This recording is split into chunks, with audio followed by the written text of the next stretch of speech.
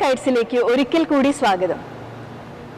മുംബൈയുടെ ജീവസ്പന്ദനമായ ലോക്കൽ ട്രെയിനുകളെ കുറിച്ചുള്ള വിശേഷങ്ങളാണ് അടുത്തത്.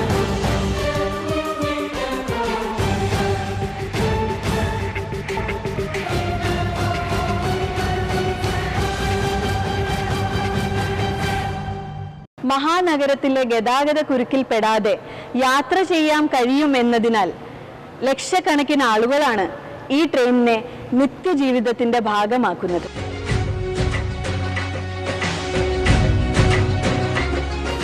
മുംബൈയിലെ തിരക്ക് പിടിച്ച അന്തരീക്ഷത്തിൽ ഒരിക്കലെങ്കിലും കൗതുകമുണർത്തുന്ന ഒരു കാഴ്ചയാണ് ഇവിടുത്തെ ലോക്കൽ ട്രെയിനുകൾ. അതിവേഗ വികസന പ്രവർത്തനങ്ങൾക്ക് പേരുകേട്ട മുംബൈ നഗരത്തിന്റെ രക്തക്കുഴലുകളാണ് നമ്മുടെ നാട്ടിൽ കാണാൻ കഴിയാത്ത ഈ കുഞ്ഞൻ ട്രെയിനുകൾ.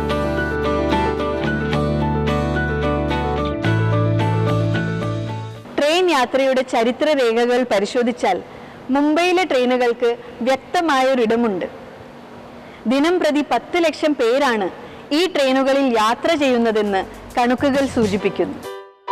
ലോക്കൽ ട്രെയിനുകളുടെ പൂർവ്വകാലം തിരഞ്ഞാൽ ബ്രിട്ടീഷുകാരുടെ ഭരണകാലത്തിൽ എത്തിച്ചേരും. 1853 ഏപ്രിൽ 16 ആദ്യ ട്രെയിൻ താനെ മുതൽ ബോറിബന്ദർ വരെ ഓടിയത്. ഈ സ്റ്റേഷനാണ് ഇന്ന് CST എന്ന ചുരുക്കപ്പേരിലുള്ള ഛത്രപതി ശിവാജി ടെർമിനൽസായി മാറിയത്. വിവിധ മേഖലകളിലേക്ക് അതിവേഗം കുതിക്കുന്ന ലോക്കൽ ട്രെയിനുകളുടെ പാതകൾ ഏതാണ്ട് 400 കിലോമീറ്റർ ദൂരത്തിലാണ്.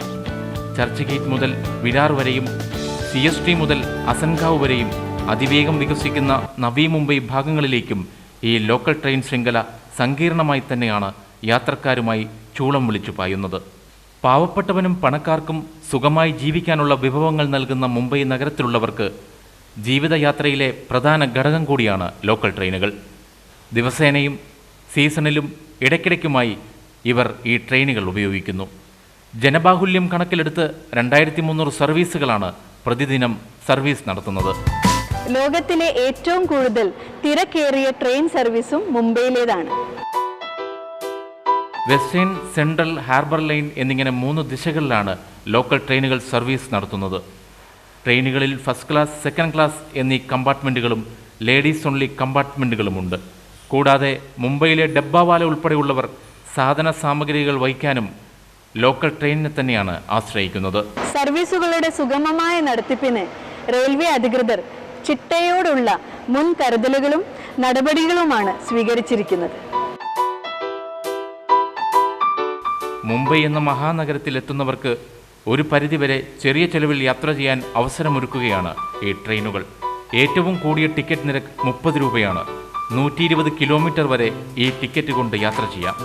തിരക്ക് ആഗ്രഹിക്കാത്തവർക്ക് കൂടുതൽ തുക നൽകി ഫസ്റ്റ് ക്ലാസ്സിൽ യാത്ര ചെയ്യാനും സൗകര്യമുണ്ട്. ഇതിനായി 100 രൂപയിൽ കൂടുതൽ നൽകേണ്ടി വരും. ചിലയിടങ്ങളിൽ പരീക്ഷണാർത്ഥം AC ലോക്കൽ ട്രെയിനുകളും ആരംഭിച്ചിട്ടുണ്ട്. രാജ്യത്തിന് ഭീഷണിയായ തീവ്രവാദികൾ പോലും ലോക്കൽ ട്രെയിനുകളെ ലക്ഷ്യം വച്ചിട്ടുണ്ട്. പലവട്ടം ഇതിനായി സ്ഫോടനങ്ങൾ നടത്തിയെങ്കിലും സംഭവത്തിന് ശേഷം 3 മണിക്കൂറിനുള്ളിൽ സർവീസ് പുനരാരംഭിച്ച കഥകളാണ് മുംബൈ ലോക്കൽ ട്രെയിനുകൾക്ക് പറയാനുള്ളത്. തിക്കും തിരക്കും അന്വേഷിച്ച് മുംബൈയുടെ നിരത്തുകളിലേക്ക് ഇറങ്ങുന്നവർ ലോക്കൽ ട്രെയിനിലെ യാത്രക്കാരുടെ കഥകൾ കേൾക്കണം.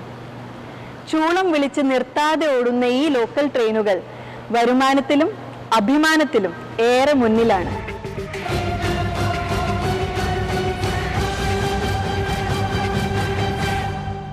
കേരള കൈറ്റ്സിൽ ഇനിയൊരു ഇടവേളയ്ക്ക് ശേഷം ഒപ്പം കാണാം.